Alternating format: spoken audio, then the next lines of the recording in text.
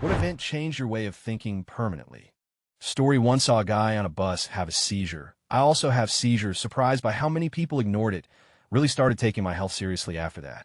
Story 2, my stepdad actually sitting with me explaining why he was hurt disappointed when I up.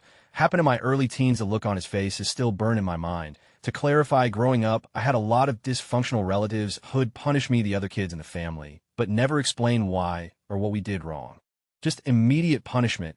No question, no nothing. The first couple times I screwed up, stepdad actually made an effort to figure out why, sort out the reasons I wasn't listening or was acting out. Nobody else had really done that. It immediately felt different. Suddenly I realized, yes, I'm huge for saying doing whatever it was or not doing something since there was no reason for it. The fact he had empathy, understanding was huge for me. We have an awesome relationship. He's done more for me in the last 25 years than most other blood relatives did my entire life.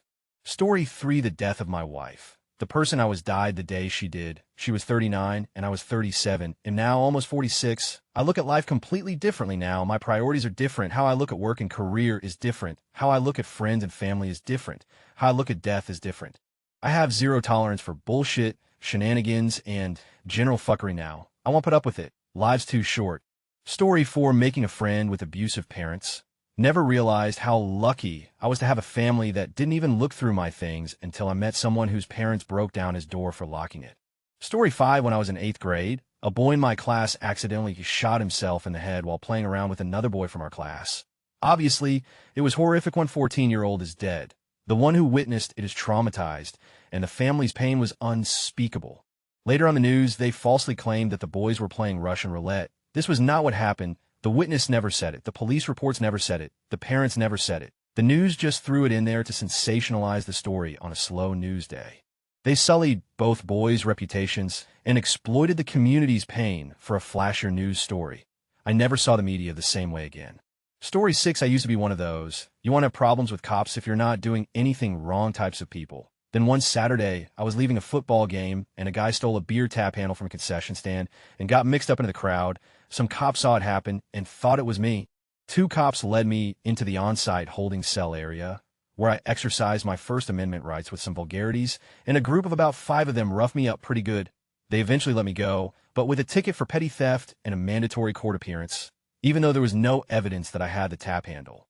It was just their word against mine. I had to take a PTO day to go to court about a month later. It was in a county about a 90-minute drive from my home. Met with the DA. He went over my case. I was adamant that I was not guilty and wanted to go to trial. The DA explained how expensive and a pain in that is, and potentially risky for me, and said, "Head, just drop everything from my record if I did some community service." This just opened my eyes to how over people get in our justice system. I was lucky I had a car, the ability to take a PTO day, no kids to watch, the ability to do some community service in my free time, and petty theft was a pretty minor thing. I just think of the people who get screwed over big time, and it makes me sick to my stomach. Our system sucks. Story 7, when a young family's house burned to the ground 2 days before Christmas. There they were, mom, dad, 2 boys, and 1 girl. All the Christmas presents destroyed along with all their possessions. How easy it is to take our home for granted until it's taken away.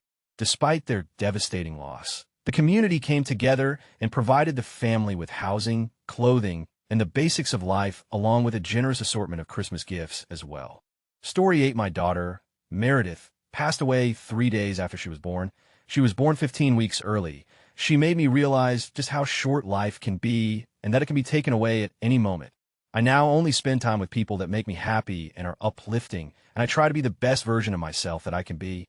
Story 9, being hit by a drunk driver. I should have died. I spent 2 years learning to walk again. It stole the last 2 years of my high school life. No prom, no graduation.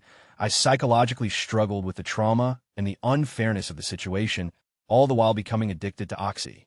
Sober 13 years, however, even though I still limp and am an epileptic, I managed to overcome. I know exactly what I can do. I know how much pain I can take. I know that it's going to take more than an entitled, drunken idiot wielding a speeding ton of metal to take me down in a weird way that gave me the confidence I needed to be happy. Story 10, getting mugged and beaten up for the first time. It made me realize just how overpowering trauma really is. You could not just be strong and get over it the way I used to think. You could think you're some super strong person, but when something truly traumatic happens to you, it all goes out the window. It was a few guys who were catcalling me and following me around. Then one of them ran up on me when I walked around the corner and beat me up and took my stuff. I had a broken nose and hand and bruises absolutely everywhere. I used to think of myself as a tough girl who would be able to brush off stuff like this, the way you saw in the movies. I got in some minor schoolyard fights, which were never anything serious. After I got beaten up, I was shaken so horribly, it permanently changed my mind on how violence affects me. I was scared to walk around in my own neighborhood. I became so much more reclusive for a while, because even just taking a walk in my neighborhood made me scared. Even when I tried to be strong, I would still be a shaky, nervous wreck when I was scared. I couldn't control myself for being traumatized.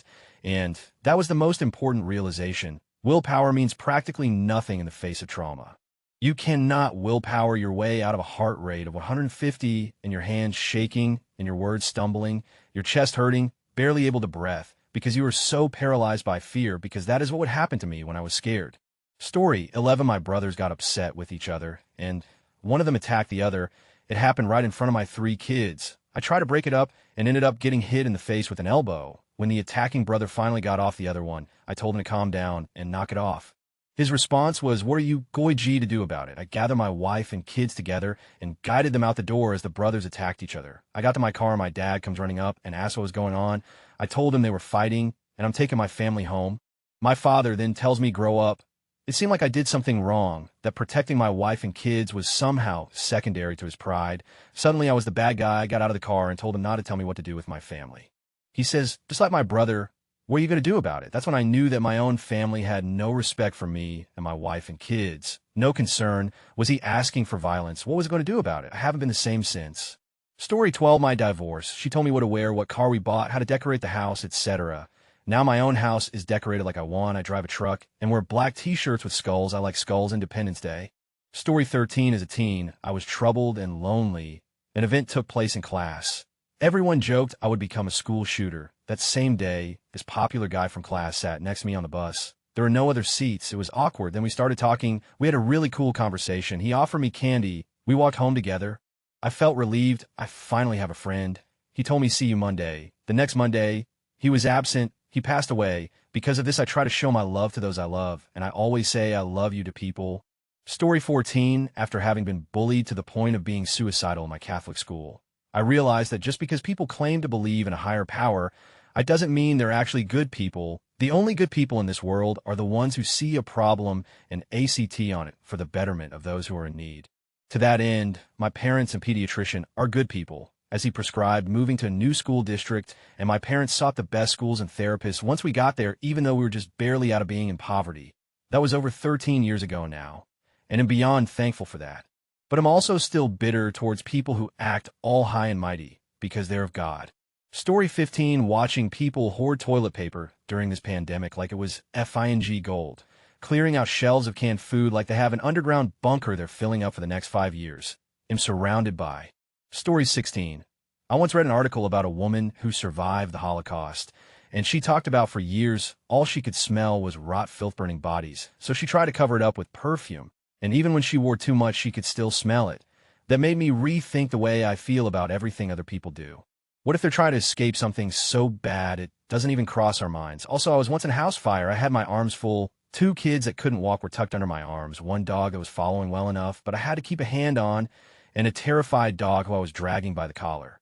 The second dog broke out of my grip and ran back into the house. I couldn't leave 2 babies and the first dog alone outside, especially because it was winter. I was alone, and my body was the only thing keeping the babies warm and the first dog from running away in a busy, fast-moving traffic.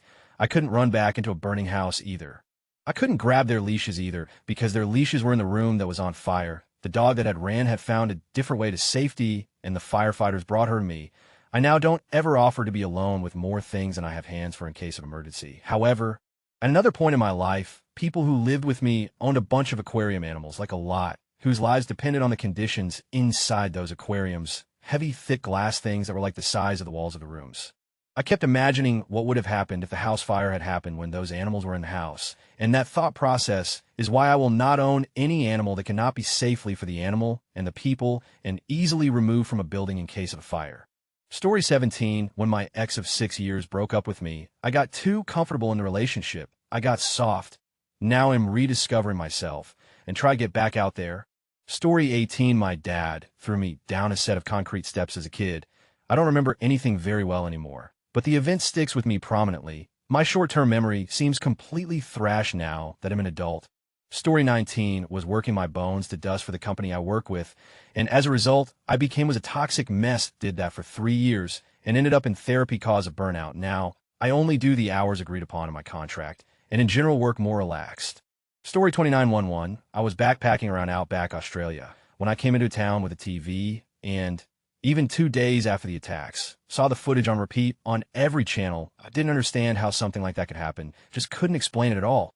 I got curious, started reading books as I traveled, and by February 2002, I was sitting in a first-year university classroom and taking my first class in international relations. Over the next 10 years, I earned degrees, wrote papers, got my PhD, and landed a job teaching IR to a new generation of college students in Europe. I wrote a couple of books, traveled the world to meet, work, and collaborate with other researchers, and got closer to understanding what happened that September day and why I haven't been back to my home in Australia in 15 years. My life is in a different corner of the world now. I was thousands of miles from NYC on 911, but just seeing it in TV, well, it changed my life enormously all the same. Story 21. I grew up in a really abusive house where almost every move I made was deemed a mistake, and I was usually screamed at or even beaten because of it. It makes one paranoid to even try the simplest thing lest you fail, and pretty much stop attempting anything. I was 22 and had just become an electrical apprentice on Familial, BTW. I was definitely not in a good place. Frankly, this was a desperation job. It was my last hope at building a life, and I was at the point where I would have off-ed myself if things didn't work out. It's a bit of a story, but I wound up working in an electrical company. I was hired as an electrical apprentice and knew absolutely nothing about electrical. I was put through our company's boot camp in our prefab shop to get me up to speed, which was pretty intense. I think it was the second day we were combining rolls of wire to make pipe runs faster, easier, combining black, red, and blue wires from single spools onto one spool, for example. After seeing I got the gist, the foreman running the shop walked away for a bit to take care of a few things. In the meantime, I was left to combine spools to send out to job sites while I got through combining a group of spools into one big spool. And only at the end did I realize I had added one too many wires onto the spool, so it wasn't right. I completely panicked. I honestly expected to get screamed at and fired because I screwed up. This sort of reaction to a mistake on my part was my normal. I stood there in full panic mode about what to do. He came back in after a minute or two and saw I wasn't working and asked why.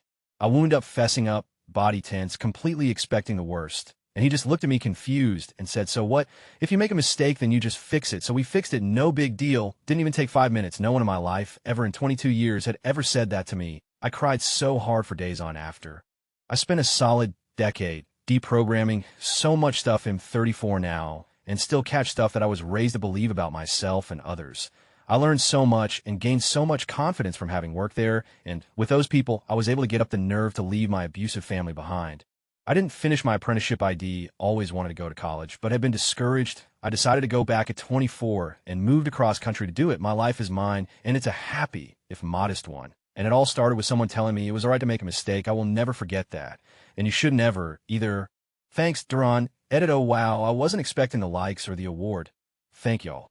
Story 22. During the PPP and disaster loan period, I refused to take any money. I was raised to believe taking government help is scummy, and that you should only take it if you truly need it. I'm first-gen American, and had heard my whole life how immigrants abuse welfare, while any righteous American would never abuse the system. Then I saw the sheer number of extremely well-off businesses and individuals who abuse the loan's financial help. I saw the very politicians who espouse these ideas funnel money into their businesses. So I said it. I applied and got a large payout, such a large amount that I think ITLL changed my life forever. I got a better CPA to help me with the PPP stuff and help me reduce my tax burden. American rugged individualism and pulling yourself up by the bootstraps is a bunch of bullshit anyways. Story 23. When my now wife complimented me for something I knew to be true but didn't like about myself, I realized both that my own opinions were only opinions and that she was right for me. Story 24. My wife, I were out for our first walk with our newborn. It was winter, so the sun went down really early. We turned a corner and the streetlights were out, so it got dark very quickly. That's a typical situation for my threat detection to go up a bunch, because my wife has horrible vision at night. What I didn't expect was for my brain to automatically reprioritize the safety of my baby to be vastly more important to me. No fuss, No must, just fact, I'm expendable, and that's how it has to be.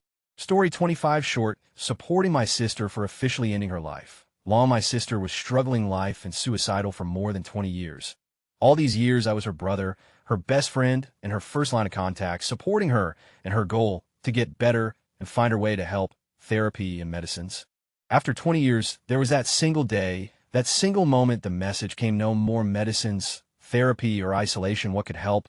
And she told me her decision for euthanasia. I was in shock, angry, and could not accept this choice on that specific moment. All the hours we were together, all the supporting hours, the endless calls, the midnight travels to whatever hospital from I was called were all for nothing. After a couple of days, I accepted her new goal, knowing that was the only goal which would make her happy, and I accepted my task as supporter in this last state of life. It were the most powerful and strong weeks together, and I will never forget this time together. I have made some of her dreams come true in these weeks, and supported her for the final dream goal. If you have tried everything to stay alive, but life is against you, you should have a humane exit.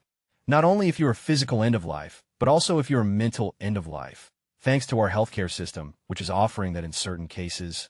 Story 26, as lame as this may sound, watching Cowboy Bebop. Hey Race Y, I tend to overthink a lot and have anxiety quite a bit, and sprinkle that with a few other things in life isn't the best. I was watching Cowboy Bebop, an anime, and there's an episode where Spike, the main character, is in a spaceship that's about to crash onto Earth, and nothing in the ship seems to be working. He sits back, pulls out a cigarette, and says, "Whatever happens, happens." After that episode, I sat there and digested that quote for a bit. It honestly did change my way of thinking, and I live by that quote. It calms me down in certain situations because it gives me a sense of peace, I guess, in making peace with the unknown. Story 27, probably visiting the Holocaust Museum in Washington, D.C. for the first time. Reading about the Holocaust is horrifying and heartbreaking, but no amount of reading could allow my brain to fully grasp the magnitude of 11 million murders in just 5 years. That concept will only ever be fully understood by those who have witnessed genocide. Seeing the mountains of shoes and luggage that belonged to the victims, seeing a real train car that dozens of victims were stuffed into, the list of victims, the list of those who were never found, and other things at the museum hit way harder than anything I'd ever read. Seeing a prison uniform with a unique number allowed me to better grasp that each victim was a person as unique and full of life as I'm not a statistic. The museum is eerily silent, even when busy. It really leaves you feeling numb. Story 28, getting kicked out of my house on my 18th birthday, really instilled the idea that I ought to make positive decisions for myself, not for the appeasement of others. Story 29, met my new partner, aged 40. ID had a regular but lucky life. Whereas she had experienced homelessness, I reassessed who I was. I had largely ignored the homeless. I didn't understand. There was the whole ignorance falling away from my eyes. Story 30, realizing how abusive my family really was, especially my mother, and how I was conditioned to not only enable the abuse, but seek out the negativity because it began to feel uncomfortable without it. Story 31, the first time I bought a brand new car on my own. Now, I have this monthly payment and thousands in debt. I hate debt. It is basically a tether to a bank that limits your freedom. I realize now I have this asset that is rapidly depreciating. I didn't enjoy it very long before they updated the model, and there was a different vehicle I wished I bought anyway. I had an epiphany soon after that human nature would perpetually prevent me ever being truly content with a new car purchase. Been letting other people take the initial depreciation ever since, and only buying 1 to 2 year old vehicles with low mileage. I only pay cash, or at least 90 for my vehicles. I remind myself that the nicer, newer vehicles I see driving by won't bring any enduring satisfaction. It has been so gratifying living without car payments, any real debt besides a mortgage really these past few decades, without caring about the latest model with the cutting-edge features. Story 32. I had a team of 10 that I looked after for a high-profile project at work. Loads of strict timelines and organization needed the kind of project where you had to answer an email immediately. One guy on the team was a high flyer, just bought a house, enrolled on a master's course, confident. Went into work one day and was told had been jumped outside a nightclub with his head kicked in. He was on life support and unresponsive in a coma. The project kept progressing and timelines just as strict, but my priorities changed that day. I just kept thinking this doesn't matter. I try not to take anything for granted now and make sure I live my life since it can all change in an instant. Great death-defying news though. He made it out of his coma with minimal brain damage and is slowly climbing high again. Story 33, when I was young, like real young, before even starting school. I had a dog named Bear, and he was gentle and kind. He wasn't trained, but he was a good dog. Well, one day he got out and ran across the road to our neighbor's yard and was sniffing around their trash. That's when my neighbor came out of the house with a gun and shot him. My dog ran back to me and collapsed at my feet while I just watched him, not understanding what was happening. I think he was still breathing when my dad put him in a trash bag, tossed him in the bed of his truck, loaded up my mom and I, and drove us all to the dump, where he threw my dog in like a piece of trash.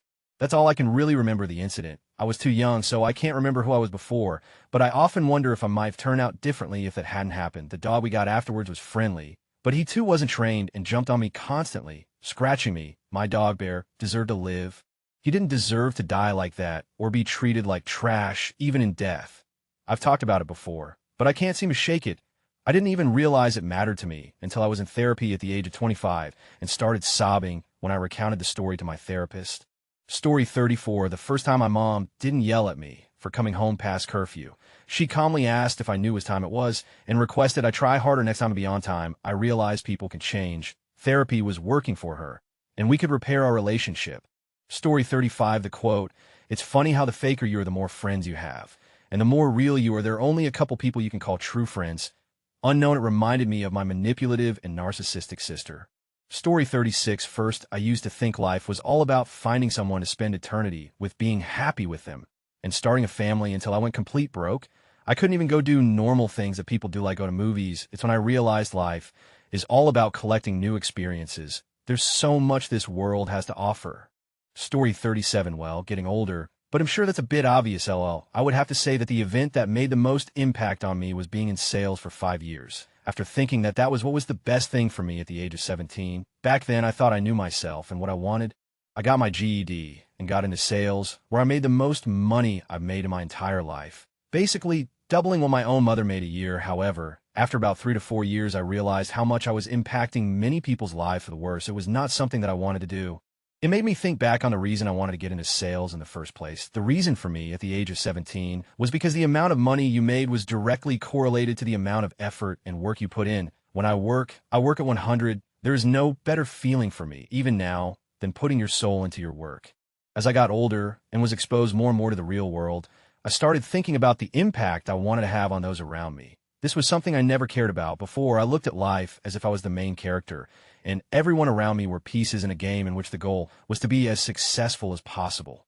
Eventually, you realize that everyone around you has a life equally complex and nuanced as yours. To them, you're simply a piece as well, and they're also trying to become the best that they can be.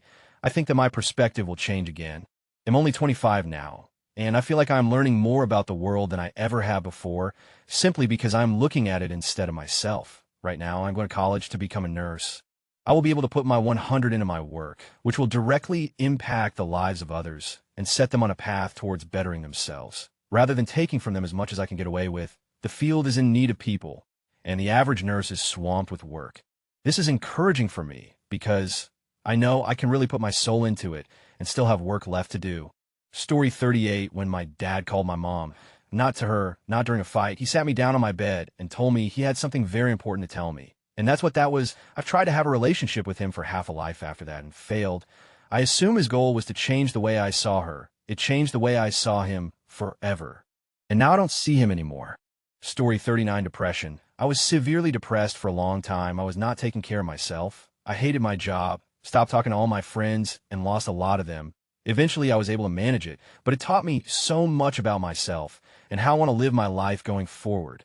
My well-being is so important to me now, and I will prioritize it. That means more boundaries at work, with friends, taking the time to exercise and try to eat well. I take my time off and go on vacations. I do things so I enjoy my life today, rather than constantly plan for the future. Go to therapy if I need extra help.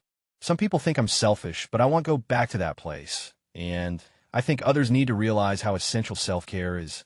Story 40, my brother's girlfriend, now his wife, intentionally caused me a traumatic brain injury that left me unable to retain new memories, resulted in nerve damage, leaving me with troubles with coordination and balance, and constant ringing in my ears. There was no one else there to witness what happened.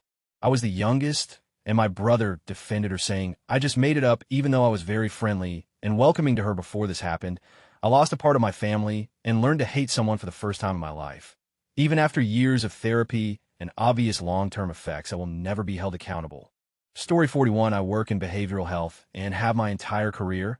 I am at a state psychiatric hospital, all involuntary commitments. In all my years of education, training, and experience, the focus was on specific symptoms and therapies, medications. Then I read the documentation for a newly admitted patient, and under the section for their major complaints, they listed loneliness. It hit me just how isolating it can be to deal with mental illness, and this had never really been discussed in my years in the field. It helped me be even more empathetic toward my patients because while I may not have experienced many of their symptoms, I knew what loneliness felt like. It broke my heart for them, but made me a better advocate for their care. Story 42, the pandemic made me realize slaving away every day at a shitty job just to survive doesn't matter. 99% of the population are wasting their existence to make some other rich, while they'll probably die before their old decrepit gets to see retirement. Story 43, I used to not care about what happened to people in U.S. prisons. One of the guys I used to work with at a welding and fabrication shop got a job offer for probably 5x what he was making at that place. But it was an offer at a place that mainly built gates and fences for private prisons. He turned it down, and when I asked him, why, dude, that's good money, I'm not sure if it is how he said it, or just that I'd never heard it out this way before. But I will never forget, he said, I refuse to build cages for humans, and in that moment, I had a huge shift in perspective. It was seriously like someone had flipped a switch and the light finally came on. I've lost contact with that guy in the years since. But if you're out there reading this, Corey, you helped make me a better, more compassionate person with that one sentence. Thank you. Story 44, as a teen, an older friend suggested I pick 3 things I like about myself and focus on improving those things. You don't have to work on everything at once. Story 45, had a large sum of money stolen from me on an international flight. Came back home with less than $1,000 in my savings account. It's only after you've lost everything are you free to do anything. Story 46, my best friend died after complications after an attempted suicide. I always said I had no sympathy for people who committed suicide. When she tried and we talked afterwards, and it opened my eyes how much of an I was. She died 3 days later. Her birthday was yesterday, and I still think how much of a I was and try to live better every day. Story 47, this pandemic. I really thought that most people were trying to be good and kind and watch out for their neighbor, but really, when it boils right down, everyone only cares about themselves.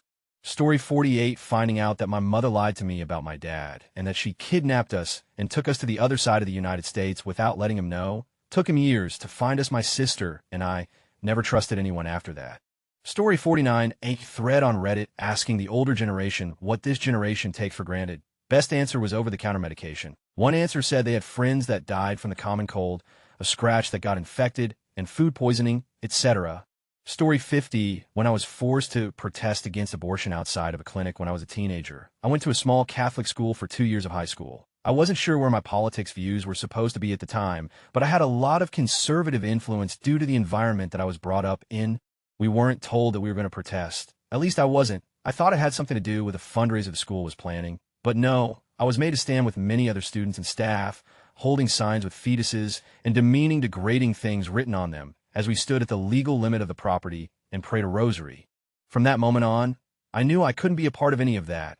I felt so horrible and alone. Nobody else felt bad or weird about it. Story 51, I used to be kind of speeding driver. Not reckless, but not super careful either. One night, I was speeding down a more rural highway and I hit a deer, big buck with antlers, wrecked my car, and was probably lucky to not be seriously injured or killed. It was just suddenly there. I don't know if I could have avoided it, but I definitely wasn't paying as close attention to the road as I should have been. I would have at least had a few extra seconds of reaction time. That spooked me, and I've been a very safe driver since then. It took me a while to even feel comfortable driving at night after that. Story 52, in school. Being made fun of by students who I literally never interacted with made me paranoid that people are out to get me. Then again, if you're being made fun of by students who you literally never interacted with, and they're calling you by your name as they are making fun of you, that means that people really are out to get you. It's not paranoia when people are really after you. Story 53, I grew up attending a non-denominational megachurch, the kind with the big baptistry pool in the front and thousands of seats surrounding an enormous stage. It was very easy to attend that church and meet new people every week, but still not really know anyone. I was pretty sold on the idea of Christ and God as a teenager, and I had no reason to question my faith at that point, aside from the fact that I 100% knew I was gay and too scared to tell anyone. One Sunday, the pastor brought out a special guest, It was an ex-gay evangelist who proudly announced to the congregation how God cured him of his disease. He spoke of how he was wrapped up in a life of sinful homosexuality, a lifestyle he chose, and how Satan tempted him to sleep with men every night. He went on and on about how terrible it was to be a gay man and how he would have been destined for had he not repented and changed his ways. Of course, he was intermittently showered with applause from the congregation, which was the worst sound I'd ever heard. By the time the sermon was over, I was overwhelmed with a strange mixture of anger and sadness. How could someone be so convinced that their true nature is evil? How could he sabotage himself so purposefully and celebrate it so outwardly? I felt pity for him, but I also felt an immense rage knowing that he could deceive so many people into believing such bigoted nonsense.